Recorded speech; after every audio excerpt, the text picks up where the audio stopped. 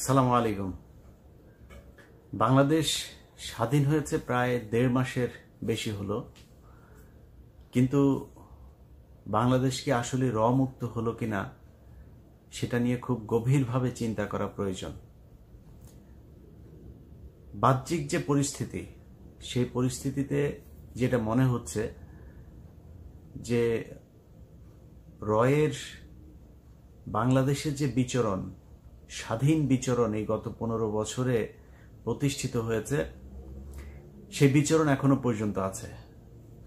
ধরেন পাকিস্তানের মতো দেশ, চিরপ্রতিদ্বন্দ্বী, সেখানেও কিন্তু তাদের অনেক কার্যক্রম পরিচালনা করে, মাঝে মধ্যেই কিন্তু তারা সেখানে অপারেশন করেন। আর বাংলাদেশে তো ধরেন প্রতিটা, বলা যায় প্রায় সবগুলো যেসব হিন্দুরা আছে এখানে, তারা সবাই রয়ের এজেন্ট। মাপ চাই, আপনাদের অনেকেই, আমার পরিচিত আছেন এরকম অনেকেই ভারতের এই আগ্রাসন দেখতে পারে না, কিন্তু ভাই সত্য যেটা, এটা বাস্তবতাটাকে মানতে হবে যে হিন্দুদের 99% বলা চলে যে তারা ভারতের এটা করে। এবং এটার মানে যদি প্রমাণ চান তাহলে দেখেন, এই মাঝে মধ্যে এখনো এই দিন সাতক্ষীরায় ধরা পড়েছে, নিজেদের আপনার মন্দিরে নিজের আগুন দিচ্ছে, সরকারের পক্ষ হয়ে তারপরে আন্দোলনে নামছেন। এ ধরনের অনেকগুলো ঘটনা আমাদের চোখের সামনে ঘটছে, যে কারণে আপনাদেরকে মানে কষ্ট দিয়ে কথা বলতে না চাইলেও সত্যটা বলতে হলো।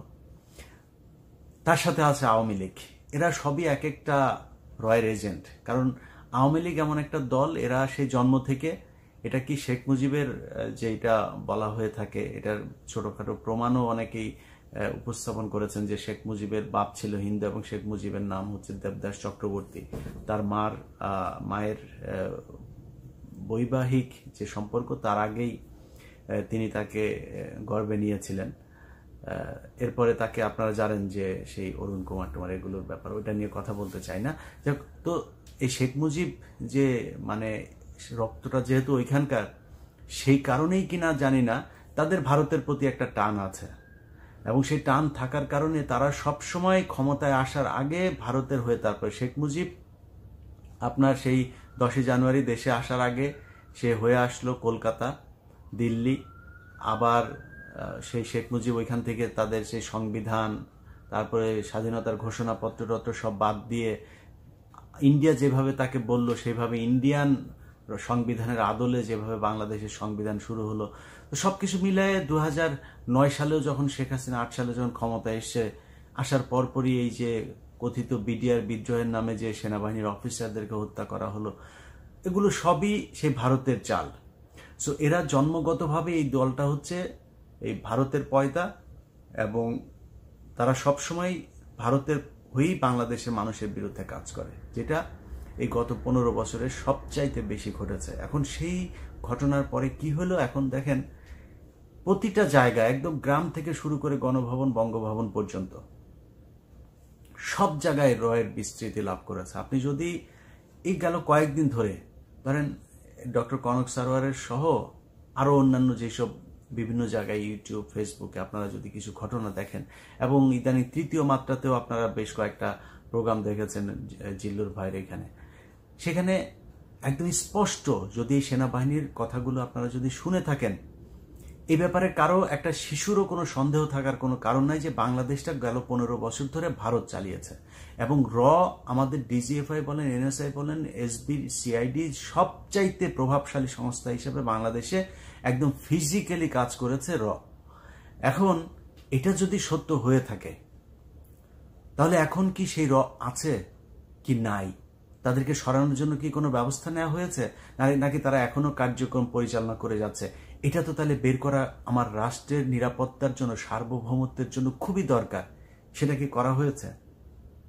আমি বাহ্যিক এমন কোনো পদক্ষেপ দেখি নাই যে বাংলাদেশে থাকবে না, থাকতে পারবে না, কর্ম পরিচালনা করতে পারবে না, এরকম কোনো পদক্ষেপ নেওয়া হয়েছে।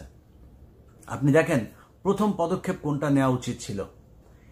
এই দেশে সেনাবাহিনী আপনার এই গেল 15 বছরে যতজন অফিসারকে চাকরিচ্যুত করেছে, তাদের ব্যাপারে দেশপ্রেমের কোনো পরীক্ষা নেওয়ার দরকার নেই। তারা সোজা বয়স বেড়ে গেল, প্রয়োজনের এই আপনার বয়সের সময়সীমা বাড়িয়ে হলেও তাদেরকে এনে আবার চাকরিতে আনতে হবে, কারণ তারা জানেন যে রয়ের কারা কারা এই দেশে কাজ করেছে।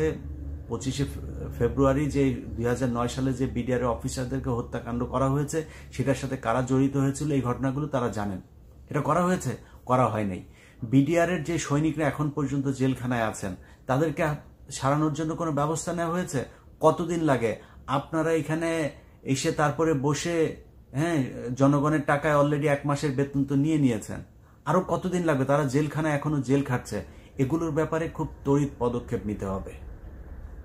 আপনি যদি দেখেন যে সেনাবাহিনীতে এই যে যারা গুম হয়েছিল, তাদের মধ্যে অনেকেই এখনো পর্যন্ত তাদের খোঁজ নেই, তারা বেঁচে আছেন। সেই মেজর জিয়া থেকে শুরু করে অনেকেই বেঁচে আছেন না মারা গেছেন, কি হয়েছেন, কোথায় আছেন কেউ জানে না। তাদের ব্যাপারে তো পদক্ষেপ নিতে হবে। যাদের এখনো বয়স আছে, সেই অফিসারদেরকে এখনো চাকরিতে আনার জন্য কি ব্যবস্থা নেওয়া হচ্ছে? কোনো খবর নাই। কিছু হইলে তাদের ব্যাপারে আপনারা জানেন যে মেজর জিয়াকে বলা হয়েছে সে নাকি কি বলে জঙ্গি। তো এই শেখ হাসিনার এই যে নাটক, ভারতের প্রেসক্রাইবড যে নাটক এই দেশে এই গেল 15 বছর ধরে ইমপ্লিমেন্টেশন হয়েছে, সেই ইমপ্লিমেন্ট করতে গিয়ে যত বাংলাদেশের মেধাবী সৈনিক অফিসারদেরকে এই দেশের মানে শাস্তি দেওয়া হয়েছে, তাদেরকে দেশান্তরিত করা হয়েছে, গুম করা হয়েছে, খুন করা হয়েছে, তাদেরকে দ্রুত ফিরিয়ে আনতে হবে। সেটার কোনো পদক্ষেপ এখন পর্যন্ত দেখি নাই। তো সেটা কবে হবে, কি করা হবে, সেটা খুব দ্রুত পদক্ষেপ নিতে হবে। আরেকটা বিষয় নিয়ে কথা বলে শেষ করতে চাই, সেটা হচ্ছে বাংলাদেশের অনেক মানুষ আছে, এই যে কয়েকদিন আগে যে আন্দোলন হলো, সেই আন্দোলনের ভেতরেও প্রমাণ করে গেছেন যে বাংলাদেশের মানুষ তার দেশের জন্য জীবন দিতে পারে, প্রস্তুত। এই দেশে এই যে আনসারুল ইসলাম, হিন্দাল ফিল সার্কিয়া যে দলের নাম বলা হয়েছে, আরো এরকম আনসারুল বাংলা সহ এরকম অনেক জঙ্গি সংগঠন, যেগুলো শেখ হাসিনার মানে তাদের হয়তো দল আছে, কিন্তু শেখ হাসিনা যেগুলো বলেছে তারা সন্ত্রাসী, তারা এই করেছে সেই করেছে, এগুলো শেখ হাসিনা বলে আন্তর্জাতিক বিশ্বের কাছে একটা মিথ্যা তথ্য দিয়ে তাদেরকে বাংলাদেশের মানুষের কাছে কালার করেছে। তো এই কালার যারা আছে, যে সংগঠনগুলো, এই সংগঠনের ভেতরে বেশিরভাগই আমি মানে যতটুকু আমার এটার ভেতরে ঢোকার, বিভিন্ন জায়গায় ঢোকার সুযোগ হয়েছে, আমি দেখেছি এরা সবাই দেশপ্রেমিক। এরা দেশের জন্য বিভিন্ন সংগঠন করেছে, সেটাকে জঙ্গি বলে তারপরে শেখ হাসিনা প্রতিষ্ঠিত করেছে। অতএব তারাও কিন্তু জীবন দিতেই সেখানে গিয়েছে যদি প্রয়োজন হয়। সেই মানুষগুলো এইখানে এখনো পর্যন্ত এরকম অনেকে বেঁচে আছে। তাদের মতো অনেক মানুষ আছে যারা এখনো জীবন দিতে পারে, জীবন দিতে চায় এই দেশের জন্য। আমি মনে করি যে যারা যারা এই দেশের জন্য জীবন দিতে চেয়েছে, তাদেরকে নিয়ে তারা কি চায়, তাদের এই বিষয়গুলো সামনে নিয়ে এসে তারপরে জনগণের সামনে বলা উচিত যে তারা আসলেই কি জঙ্গি ছিল না তারা কি চেয়েছিল। ওইসব সংগঠনগুলোর ব্যাপারে একটা সুস্পষ্ট ধারণা মানুষকে দিতে হবে যে শেখ হাসিনা কিভাবে তাদেরকে সন্ত্রাসী জঙ্গি হিসাবে মানুষের সামনে উত্থাপন করেছে। এটা একটা পার্ট আওয়ামী লীগ, কিন্তু এটা আমরা জানি যে শেখ হাসিনা এখন দেশে নাই। শেখ হাসিনা কি করেছে, কিভাবে জঙ্গি নাটক সাজিয়েছে, যেই মিডিয়াকে দিয়ে করেছে সেই মিডিয়াই এখন আমাদের সামনে তুলে ধরছে। কিন্তু একটা অনেক বড় জায়গা আমাদের ধরাছোঁয়ার বাইরে আছে, সেটা হচ্ছে প্রথম আলো আর ডেইলি স্টার। আমার বিশ্বাস বাংলাদেশে এখনো লক্ষ লক্ষ কোটি কোটি মানুষ আছে এই দেশের জন্য জীবন দেওয়ার জন্য। আপনাদের পায়ে ধরে বলছি, আল্লাহর কসম, এই বাংলাদেশের প্রথম আলো এবং ডেইলি স্টার, এই দুইটা হচ্ছে রয়ের একদম সরাসরি বাংলাদেশে কাজ করার একটা শাখা। এই শাখায় বসে বাংলাদেশের বিরুদ্ধে যত ধরনের ষড়যন্ত্র, তাদের কিছু নিউজ থাকবে, যে নিউজগুলো দেখে আপনার মনে হবে ওয়াও, এরা খুবই মানবিক, এরা খুব স্বচ্ছ নিউজ করে, সুন্দর নিরপেক্ষ নিউজ করে। কিন্তু এদের একটা এজেন্ডা আছে, সেই এজেন্ডা হচ্ছে ভারতের যেই রয়ের যে তৎপরতা, সেটাকে সাহায্য করার জন্য, সহযোগিতা করার জন্য যা যা প্রয়োজন এই পত্রিকার মাধ্যমে সেটা করা হয়। আপনাদেরকে যদি আমি কয়েকটা প্রোগ্রাম নিয়ে কাজ করছি, সেই প্রোগ্রামগুলো আপনারা দেখলে তারপরে বুঝবেন যে প্রথম আলো কিভাবে খুব সূক্ষ্মভাবে ভারতীয় গোয়েন্দা সংস্থার সহায়তায় বাংলাদেশের দেশপ্রেমিক সেনাবাহিনী, পাহাড়ের সমস্যা, 21শে আগস্ট, উদীচী, বিভিন্ন জায়গায় কিভাবে আমাদেরকে আপনার জঙ্গি নাটক সাজিয়ে তারপর আমাদের দেশপ্রেমিক মানুষগুলোকে জঙ্গি সাজিয়েছে। আপনাদের মনে আছে যে বলা হয়েছে একটা কু করার চেষ্টা করা হয়েছিল মেজর সৈয়দ জিয়াউল হকের নেতৃত্বে, তাকে জঙ্গি বানিয়ে কোথায় আছে কেউ জানে না। তো এই যে এটা করা হয়েছে, এটাকে কেন জঙ্গি হিসাবে নিয়ে আসা হলো? সে তো এমনিতে কোর্ট মার্শাল হতে পারতো, সেনাবাহিনীর আইন ভঙ্গ করলে সেনাবাহিনী তার বিচার করতে পারত, কিন্তু এই যে জঙ্গি বানানো, এটাকে এই ফর্মুলা কোত্থেকে আনলো? এই ফর্মুলা এসেছে সেই কাশ্মীর থেকে। সেটাকে এখানে নিয়ে এসেছে, এখানে এনে সেইটা দিয়েই এই 15 বছর শেখ হাসিনাকে আন্তর্জাতিক বিশ্বের কাছে সন্ত্রাস দমনে বিশাল এক শক্তিশালী সরকার হিসেবে দেখানোর চেষ্টা করেছে, এবং সেটাতে তারা কিছু কিছু ক্ষেত্রে সফল হয়েছে। অতএব আপনাদের কাছে যারা বাংলাদেশের জন্য, বাংলাদেশের স্বাধীনতার জন্য পাহাড়ে জীবন দিতে চান, বর্ডারে জীবন দিতে চান, আপনাদের কাছে অনুরোধ, আমি প্রকাশ্যে আমার ইউটিউব চ্যানেলে এসে বলে গেলাম, মতিউর রহমান এবং মাহফুজ আনাম এদের নেতৃত্বে যে এই প্রথম আলো, সেটার দখল খুব দ্রুত নিতে হবে। তাদেরকে তাদের জীবন নিরাপত্তাহীন করে তুলতে হবে। এরা বাংলাদেশে বসে এই রয়ের কার্যক্রম এত সুন্দরভাবে পরিচালনা করতে পারে না। এদের ব্যাপারে খুব দ্রুত অ্যাকশনে যেতে হবে, এবং আমার বিশ্বাস যে সেনাবাহিনীর যে অফিসাররা এতদিন ধরে এইখানে বসে ভারতের রয়ের কাজ করেছে, সেই অফিসারদের নিশ্চয়ই রিপ্লেসমেন্ট হয়েছে কিছু কিছু জায়গায়, বিশেষ করে ডিজিএফআই সহ বিভিন্ন জায়গায়। আপনাদের কাছে অনুরোধ, আপনারা, আমি যে কথাগুলো বলছি, সেই কথাগুলো কেন বলছি, কি বোঝাতে চাচ্ছি, একজন সাধারণ মানুষের চাইতে আপনি খুব ভালো জানেন কেন বলছি এই কথাগুলো। অতএব আপনারা খুব দ্রুত এদের ব্যাপারে পদক্ষেপ নেন। আমার বিশ্বাস যে এতদিন ধরে যেই গোয়েন্দা সংস্থার যারা কাজ করেছে, ভারতীয় পয়সা খেয়ে নিজেদের ইয়ের জন্য, কি বলে, প্রমোশনের জন্য এগুলো করেছে, শেখ হাসিনাকে টিকিয়ে রাখার জন্য এগুলো করেছে, আমার মনে হয় আপনাদের ভেতরে দেশপ্রেমিক আছে এবং তারাই সেনাবাহিনীর নেতৃত্ব নিয়েছেন। যদি না হয় তাহলে মনে করব যে সেনাবাহিনী এখনো রয়ের আন্ডারে কাজ করছেন, শেখ হাসিনার হয়েই কাজ করছেন। এবং আপনাদেরকে আগে থেকেই বলে রাখি, চাকরি সারা জীবন থাকবে না। আপনাদের মতো এরকম বহুত বালের, এই মেজর জেনারেল আর বালের লেফটেন্যান্ট কর্নেল পিছনে পিছনে ঘুরে 2 মিনিট আমাদের চ্যানেলে এসে কথা বলার জন্য, হ্যাঁ।